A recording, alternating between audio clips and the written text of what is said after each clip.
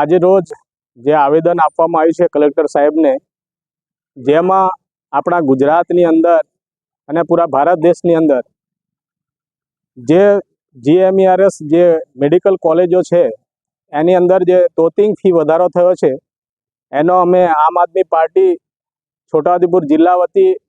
એનો વિરોધ કરીએ છીએ અને એ જે વધારો છે એ આ વધારો જે 67 થી 87% જેટલો વધારે કર્યો છે એને પાછો ખેંચવામાં આવે અને આપણા ભારત દેશ સૌથી યુવાન દેશ છે અને શિક્ષણની દ્રષ્ટિએ જો આપણો ભારત દેશમાં અત્યારે પાપા પગલી કરીને આગળ વધતા હોય તે સ્થિતિમાં આજે જો તંદુરસ્તી માટે ડૉક્ટરો જ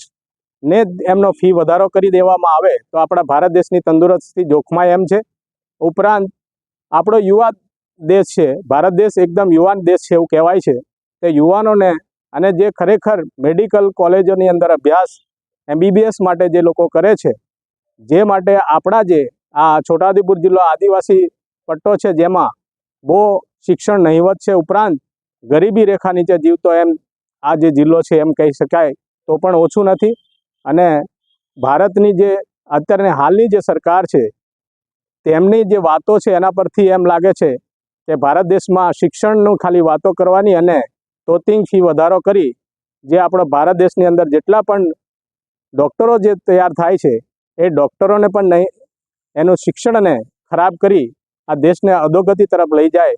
એવું અમને જણાતા અમારી પાર્ટી વતી અને અમારા આ છોટાઉદેપુર જિલ્લા વતી તમામ આમ આદમી પાર્ટીના આગેવાનો અને કાર્યકરો તેમજ તાલુકા પ્રમુખો સાથે મળીને અમે આ